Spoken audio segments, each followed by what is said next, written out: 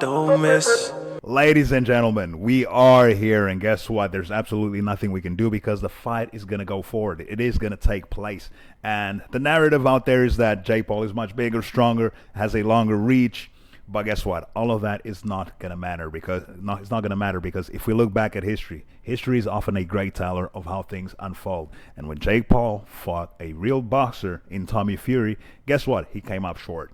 Yes, Gervonta Davis is smaller, shorter, but guess what? He is a true professional. I don't think Jake is fully equipped to handle that kind of magnitude that is going to be coming his way. And it's going to be extremely evident from the moment that bell rings. The narrative is that Tank won't be able to reach him due to height, but guess what? Tank fought Barrios, and he got to him pretty quickly. He was able to get to that, and Jake Paul isn't that much taller compared to Mario Barrios. Let's be honest. So the narrative that he's not going to be able to touch him, guess what? That all goes out the window because he's definitely going to touch him. And if Tank is able to knock Jake Paul out, or at least knock him down, guess what? He becomes a massive star because everyone wants to see Jake Paul fall. And I believe that Jake, at this time, bit more than he can chew. I think in his mind, he believes, you know what, he's not going to be able to handle my power. But, oh boy, are you wrong. He's definitely going to get up there. He's going to get his money, probably knock Jake Paul out, and ride off into the sunset. A bigger star. Now, he's a bigger name, and he can call the shots. I honestly believe that's what's going to happen. But anyways, we're going to react. So both press conferences have taken place. I've watched both of them, but I honestly like watching Showbiz's reaction because I think he's hilarious. So let's see how he reacted to this one.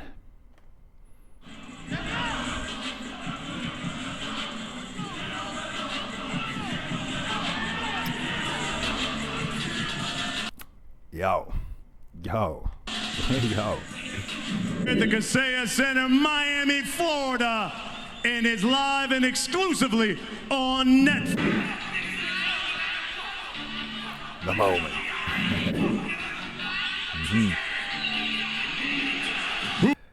First and foremost, let's not overanalyze. I know. But the moment Jake saw Tank, what did he do first?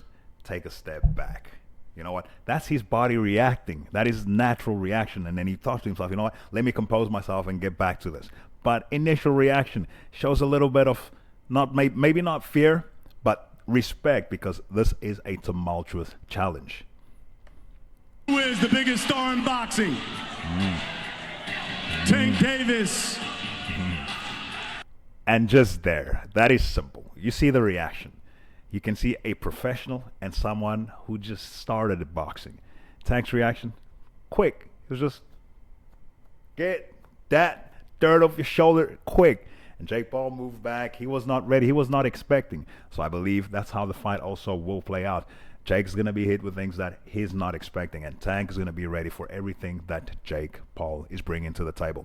Guess what? Yes, Tank has more fights out there, more tape to be studied. And of course, it is easy to analyze everything that he does wrong and bring it to the table in the press conference and try and pose yourself as the individual that's going to expose Tank because he's got so many holes. But guess what? Jake Paul has got videos out there too.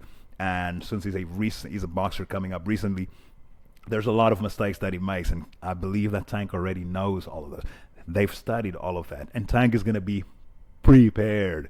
You know, on the first press conference, people believe that Tank is not really into this press conference. He isn't selling it much. Well, guess what? He doesn't have to. It's selling itself at this point. But he woke up at the second press conference, and Jake Paul will be rattled. Mark my words. I don't think that the narrative of him being bigger is going to stand.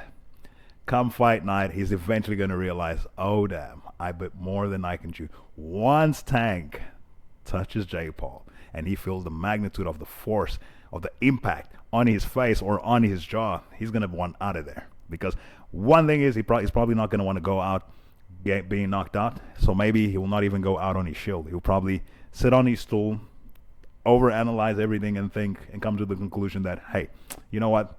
I don't want it anymore. Perhaps his corner might even throw in a towel. Bold statement, and I'm not going to be wrong. Even my Canelo statement was absolutely wrong. Maybe I could be wrong, but that would be absolutely hysterical if it happens because Tank will be a megastar, and the rest of the world, not me, I truly could care less who wins. I'm just a fan of the sport. I believe that both individuals have done great things, But from what we see online, the rest of the world wants Jake Paul to lose. And guess what? He's been capitalizing on this narrative for quite some time. But I believe this time it's going to have the opposite effect. Hey, Jake's scared. hey. Jake's scared, man. Unboxing. Tank Davis. Tate. I saw it, dog. Listen, I saw it. Hey, Jake's scared.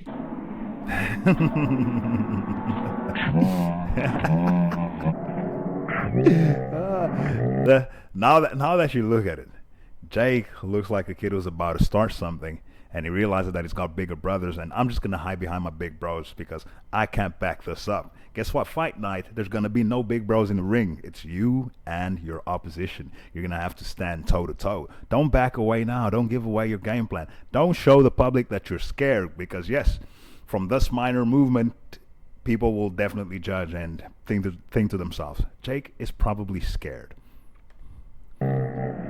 Gervonta Tank Davis showed up, showed out. I saw it in Jake's face. Jake's scared, bro. Here from the Kaseya Center in Miami, Florida. Listen. I know you guys gonna troll me. You're gonna troll me because I said Terrence Crawford was scared. Obviously he was, and he whooped Canelo's ass and all that. I hear you. Listen, I got that one wrong. But this one I got right. Jake's scared. Listen, hold on. Let me set this up. I agree. Jake is absolutely scared. Bruh. I saw it in his face.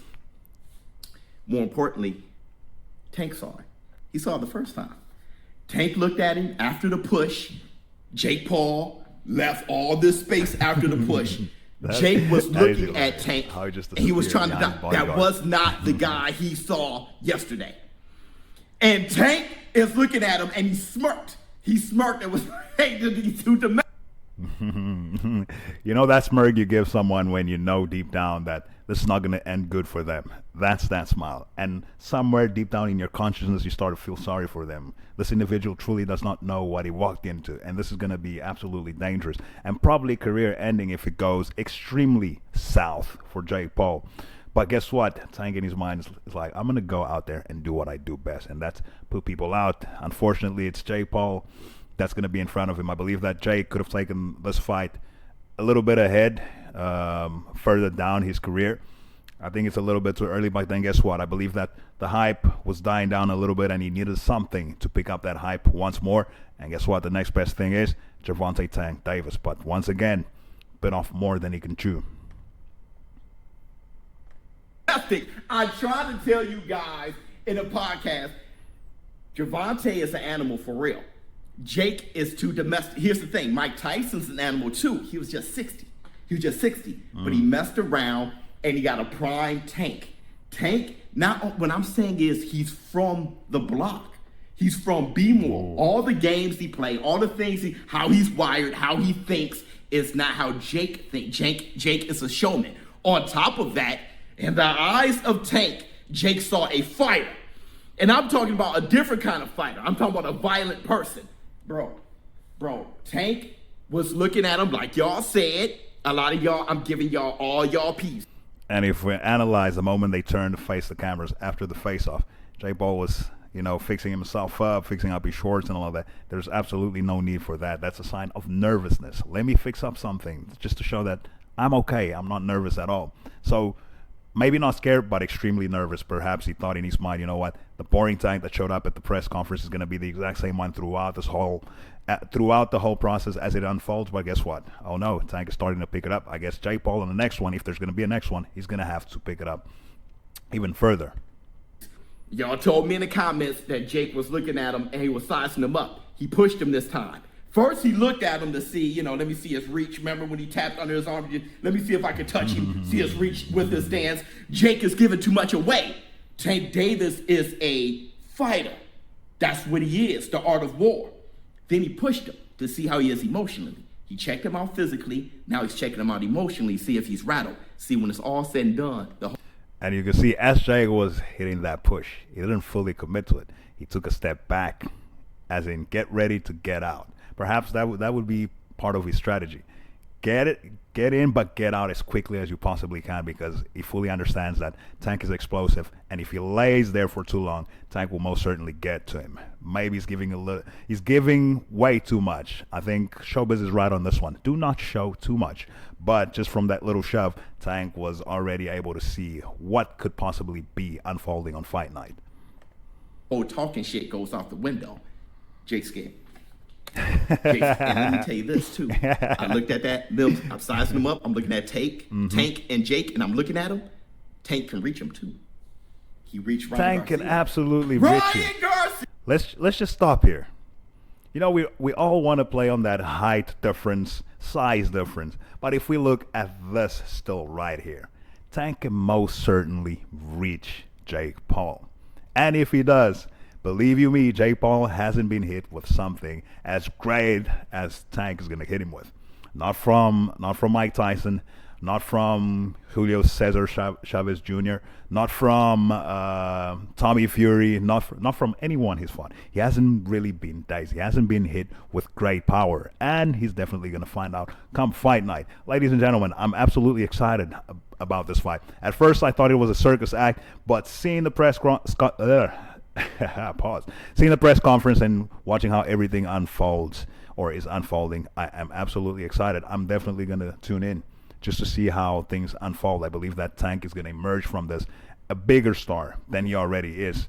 And I guess Jake Paul won't really take that much damage to his career unless it is so damaging that he's afraid to step into the ring again and get his legs back under him. But I believe not. If he's able to see it through and go the distance, that's a win for him, because hey, he can say I went in there with a great fighter and I managed to hold my own, and guess what? Then he'll be a bigger name too. I guess it's a win-win for Jake Paul, even if he loses, depending on the fashion in which he loses. If he's knocked out, then it's absolutely all gone. It's completely done. The shtick is not going to stick anymore. But yes, ladies and gentlemen, if you're excited for the fight, let me know in the comments. Let me know what you guys think is going to happen. And let me know if you thought that Jake Paul was scared in this press conference. I'll see you on the next one. Yeah, hey, Tony Franco, this wave.